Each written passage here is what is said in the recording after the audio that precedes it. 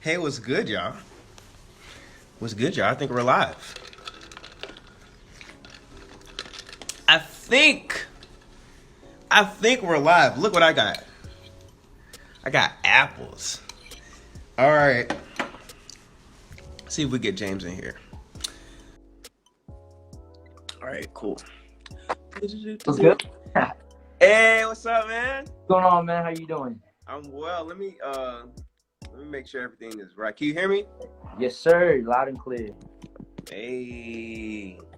Well, man, it's nice to meet you, man. My name is Rick. You too, man. I know, right? This is our first time meeting. Pleasure to meet you, man. I appreciate the opportunity as always, man.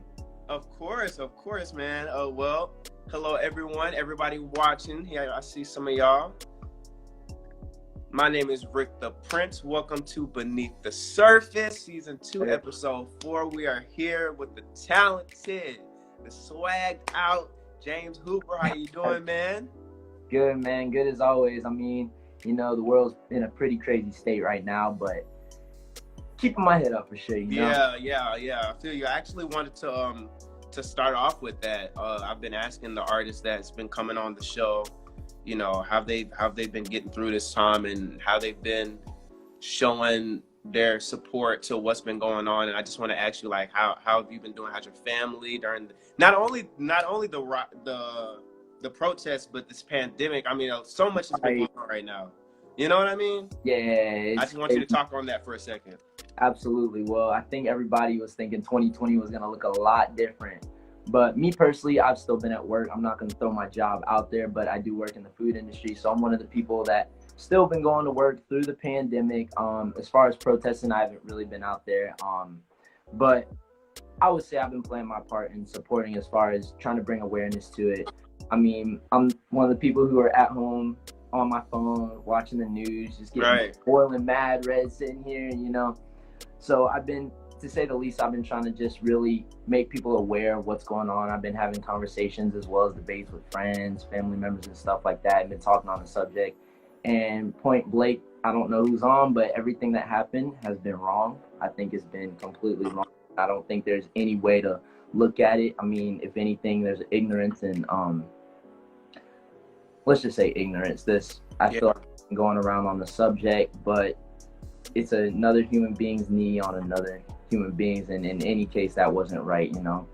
But so that's been pretty crazy. I don't want to get too deep into that because that's a pretty touchy subject. But as far as the virus goes, I mean, there's not really been much to do. I know things are starting to open back up. I've been trying to focus on my craft. I'm sitting here where I do it all, stuff like that, just trying to focus on really studying the industry, bettering my craft. I mean, as far as things go, live and being out there and performing and stuff like that, I know things are starting to open back up, but artists, I feel like, really haven't had that outlet to be out there performing recently with COVID-19. But otherwise, I'm healthy, been blessed. Everyone I'm surrounded with and surrounded by has been healthy, so I couldn't be more thankful about that. But yeah, 2022 has been a ride. Yeah.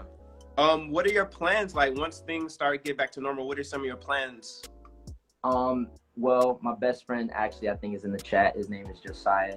We're both artists, and we have an album coming out together very, very soon. So we just cultivating the product. I got a couple singles that are gonna be released soon, but otherwise, I haven't really looked past what's going on, to say the least. Kind of taking each day, step at a time. Like I said, I know things are starting to get back rolling, I guess, as far as venues opening up and people starting to do and host their performance events and stuff like that. But yeah, just really planning for, I guess, the worst, expecting the best, you know? Right.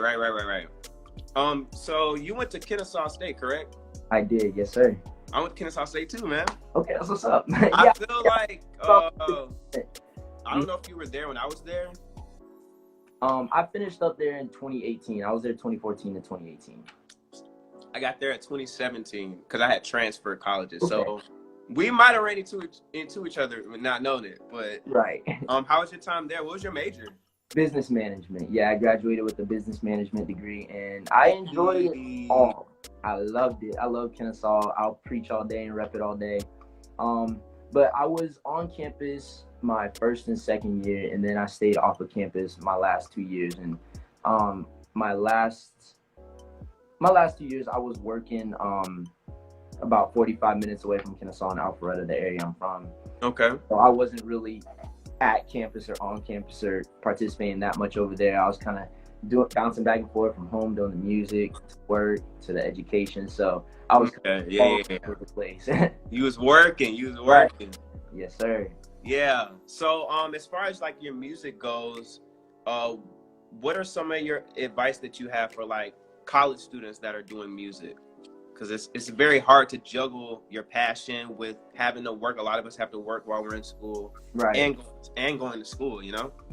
Absolutely. Well, I definitely would say network. That's the number one thing I wish I did more, because I know a lot of artists that are popping in Kennesaw. Shout out to Jay Newton. He's one of them I connected with for a little while. Yeah. But even not just solely artists, but I met a lot of videographers that go to Kennesaw, and just people that direct, and every kind of aspect of the industry. You can meet people that can help you not only take your talent further, but there's ways that you can benefit them as well. So I would definitely say the big thing is network. As far as finding the time to do a lot of things, it is going to be difficult. One thing that college definitely taught me was how to discipline myself and how to really use my time. And I'm talking more now, just to, be passing classes and keeping up your education and stuff like that. But yeah, that would definitely be 2 points of advice, is to really network. I grew up really, really shy, so that was something that was really, I wouldn't say difficult for me to do, but I had to really work a little bit harder to really put myself out there with people. Yeah. Like, well, I really with people. But that, spend your time wisely. Make sure you're spending it with the right people, and surround yourself with people who have the same goals, that are doing, or same goals and ambitions as you, if not, are very encouraging, because it's really easy to fall into things that will distract you and take away your time. And yeah, there's a lot I could say on that as well, but those are definitely my 3 key things: is networking, surrounding yourself with the right people, and just really making the time to do the things you actually want to do, because time is so short, and it goes like I'm already 24, man. It's been 2 years. Hey, when's your birthday?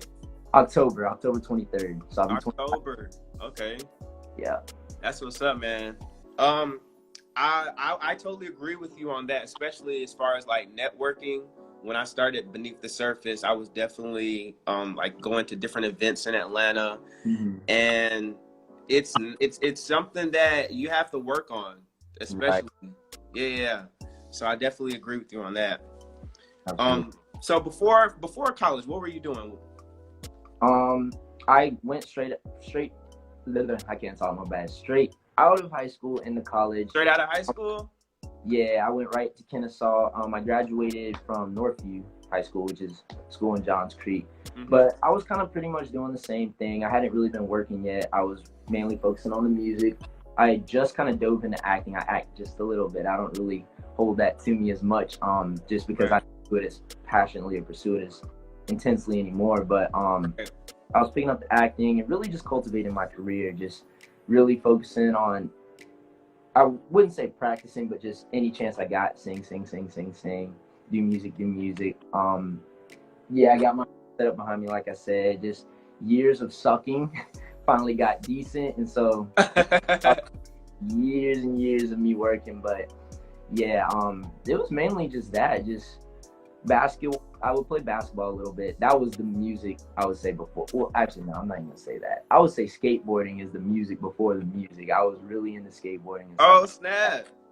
Yeah, I still hold on to it a little bit, but I got a concussion from that, so no more. That's why I chilled out with that. But yeah, I mean, I would say being an average high schooler, just doing what I like to do, hanging with friends, and then got to college, and that's when I feel like I started developing more, Right. Now you mentioned acting. Now you were in a film called A Question of Faith, correct? I was. Sorry. Yeah. Yeah. I want to say, man, congratulations on that, man. That's something major. That's that is on your resume of things that you've done in your profession, man. Tell me how that experience was. It was unbelievable. just to run you by the audition real quick, how that went. I remember I went one day, I came from Kennesaw, dropped down to like it was in the Marietta area where I had the audition at, and I bombed it the first time, man. I felt like I did awful. Like I said, I really don't act like that. I am an actor. It was nothing I really ever had training for. I did go through a couple classes and intensives, like with this program I was working with, that really supplied me the necessary skills to kind of, I guess, tread water in the industry, to say the least. But I got my agent through that, and then that was my first and only role that I've ever landed in a film like that, supporting role. But I had done extra work up until that point, and my agent was like, "Hey, we got this audition for a Christian film, like you'd be a good fit, like here's where it is." Went to the hotel, audition, like I said, bombed it. They called me that night for a callback. I was like, all right, let's go in tomorrow, and this time we got to kill it. Right. That one felt a lot better, and then I got in a call that night, and they were like, "Yo, you booked the part," and I was just like, "What, Mom?" I called my mom like there was nothing happened. I was just like, chilling, booked the movie role, blah blah blah. She was like, "What?" Right. That was a whole different experience. I had my own trailer on set. I was just pampered. There's just a bunch of crazy little things that were just so surreal, but it was a cool experience. We shot here in Atlanta. I was on set for 7 of those days, and I got to meet a lot of cool people, like Richard T. Jones, for those who know who he is. For my father in the film. I know most people might not be familiar, but shout out to that whole cast, and it was just a very beautiful experience, to say the least, man. Like it was surreal. Like I got to go to Bermuda the year after just to promote the film, and then I got to go to the premiere in LA that same year. In 2017 when it released, and then I was here for the Atlanta premiere, and I had my friend with me for the Atlanta premiere, and it was cool, man. Like I don't even know what was more exciting, when the film dropped or the whole experience. Like Yeah. It was awesome. It was a blessing, man. All from God, all in His plan, you know. Any acting in the future you got plans? I need to get back. I need to refocus. What happened was I got that movie. That was great. I was, of course, at Kennesaw at the time. I remember being in my trailer, typing up a 4-page paper, and it sucked because there's the TV right in front of me. I got snacks right here. Got this couch just chilling. Yeah. Write a paper, man. It was crazy. But that's when I started to slow down. Was just realizing I was trying to do music and act and be in school, and then I started working, doing an internship for school, and so that's what made me slow down. And since then I kind of slowed down with that and took off with the music. So as far as any future plans, definitely, I would love to say definitely, but not any written in stone right now. I've just been pushing music like crazy lately. Yeah, I totally understand that, man. I want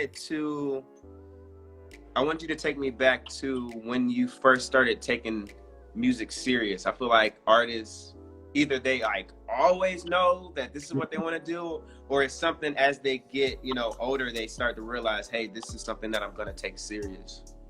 I knew, and this is actually a little funny story. What got me into music, I'm not sure if you heard of an artist named Jacob Latimore. Shout out Jacob Latimore.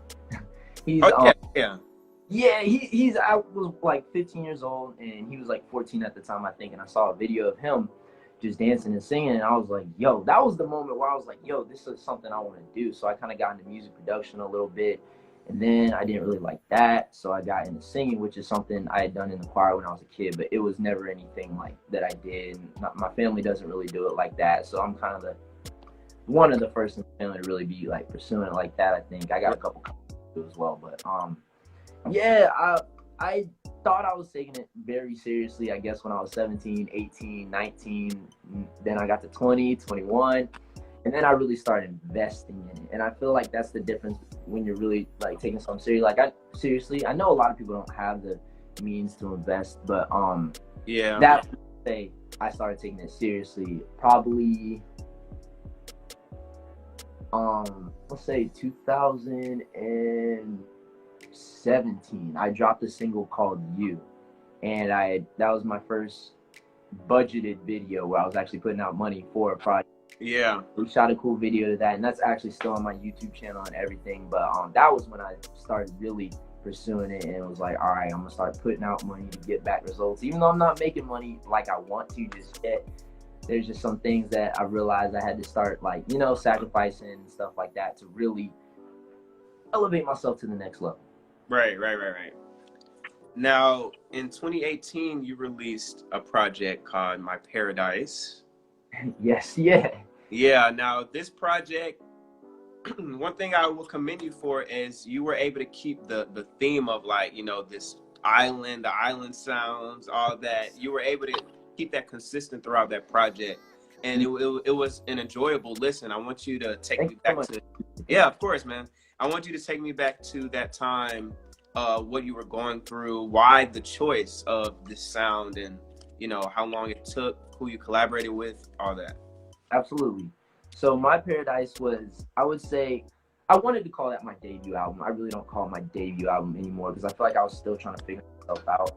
But that was a project that came from just, it wasn't anything serious, but it was typical female stories. You know, I was dealing with it, or going through it with a female at the time. And so that project was kind of like a compilation of my emotions, just in 10 simple tracks, just to kind of take you through, or take the listener through what I was going through in my personal relationships. Right. But I was also kind of trying to cater to the listeners and say, okay, hopefully you can relate to this. But as far as the theme, to be honest, there wasn't too much thought behind the theme of it. The theme came from the first single that I had written on that project, which was the third track. I believe it's the third track. It's been forever, but Can We Try? Yeah. It was the first single off of it. And I was like, wow, I think this is my sound. I was telling my best friend Josiah, I'm like, man, this is it. That R&B dancehall is what's going to be like. That's going to be what makes me different. Right. And so that project was, what makes that project really, really cool was that I was working with a team called, and I still do occasionally, some of my closest friends in my life, Curriculum Global. Shout out to them. I went to shout out Eddie Fuego, Olympia, Papa Giorgio, Garrett Scholarship. But I was working with them at the time, and My Paradise was my solo project. That was what I was working on by myself in this studio. And through them, I met a guy named Ben Hogarth. Shout out, Ben. He actually engineers for Jason Derulo, and he mixed that whole project. So I feel like that one came out a little, it's not my favorite project. I'm not trying to boast on it, but that honestly, just that project feels like such an older me, and it feels like a me who was trying to discover my sound. Right. Yeah, so I recorded the records, not all at once. It was kind of like just as they came to me, and then I would send each project off to Ben out in LA, and with whatever time he had, he would mix it, get it back to me, and then man, can you do this? Because this is when I didn't know how to engineer my own records just yet. And so it was a lot of back and forth with him, back and forth with him, back and forth.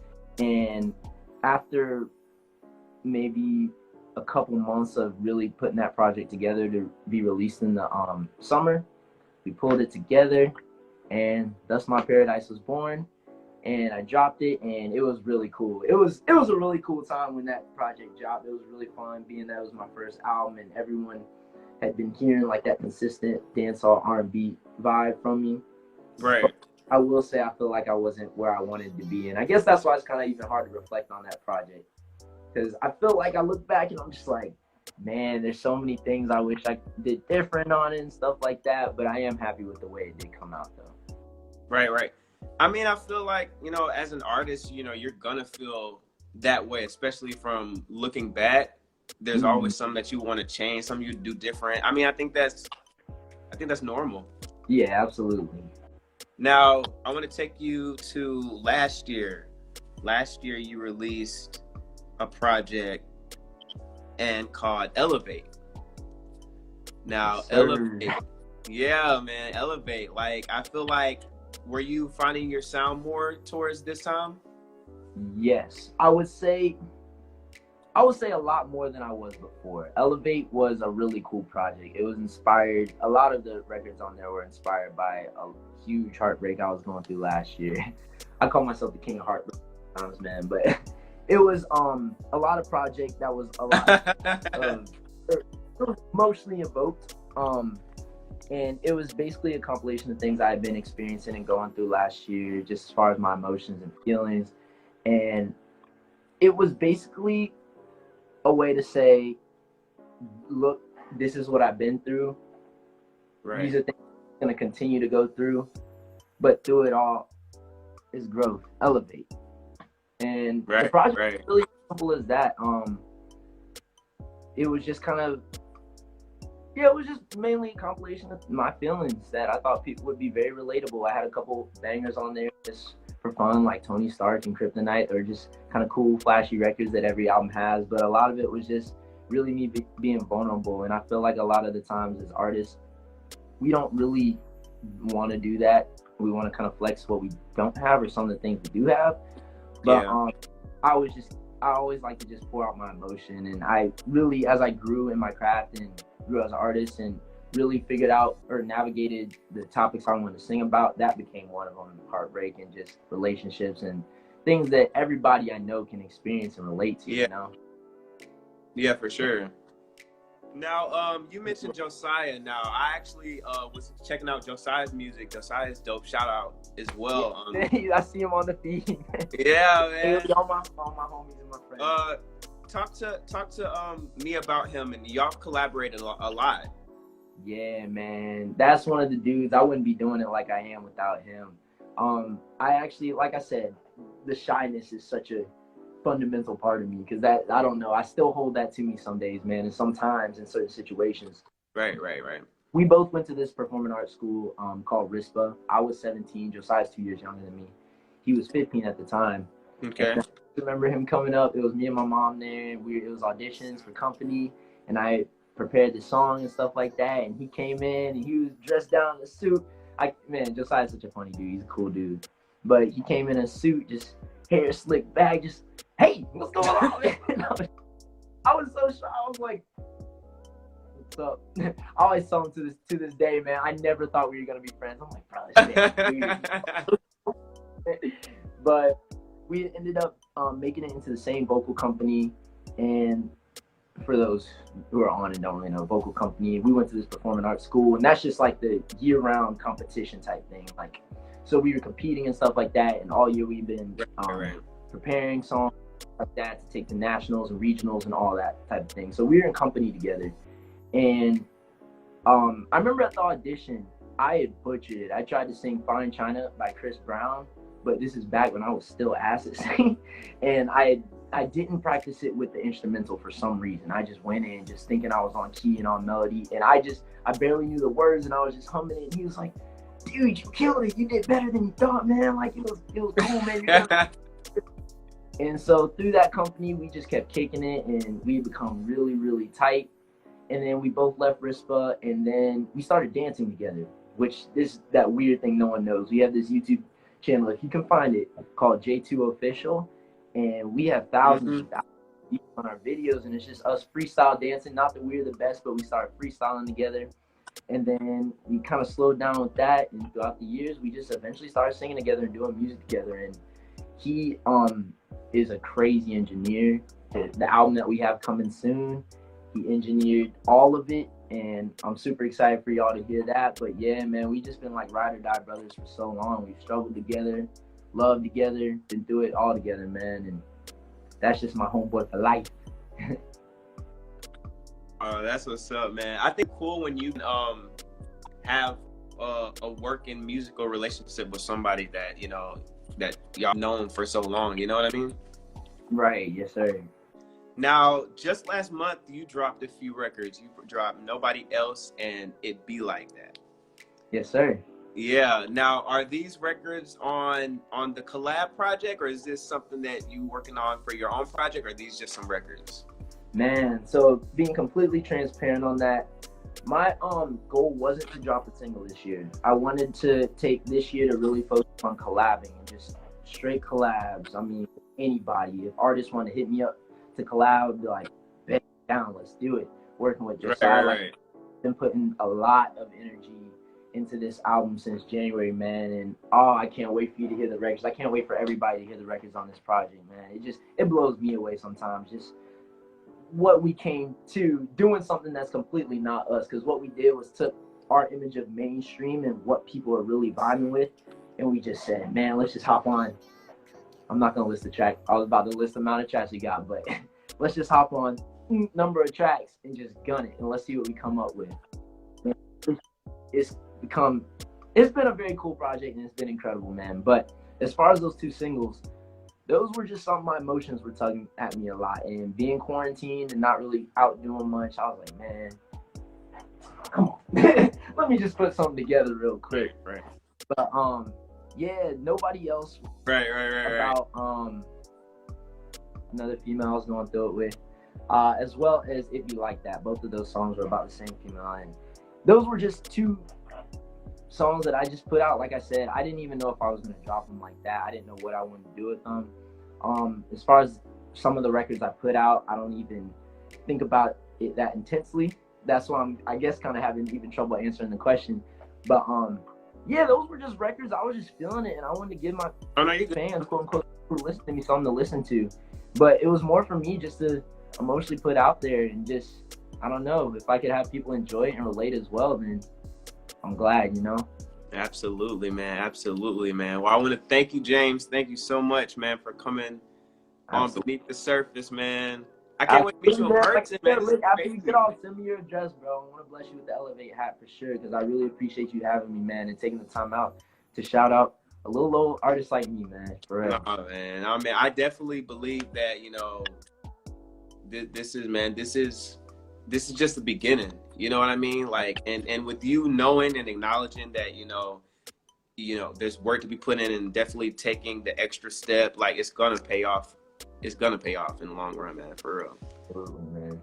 So I want to thank you again, man. Can't wait to meet you in person, man, for real. Bro, and same goes for you, man. I want to say, Beneath the Surface, I love it. Like, while I was at work, I was going through my phone and just checking out some of the interviews you did, and I see this is your 2nd season, so props to that, man. Keep pushing with it. Like, you got a really cool thing going, and I know a lot of artists, like I said, like myself, will really do appreciate you giving us outlets to speak, and even if it's for a couple minutes, for a quick interview, and we only got so many followers, man, keep doing it, and it really means the world.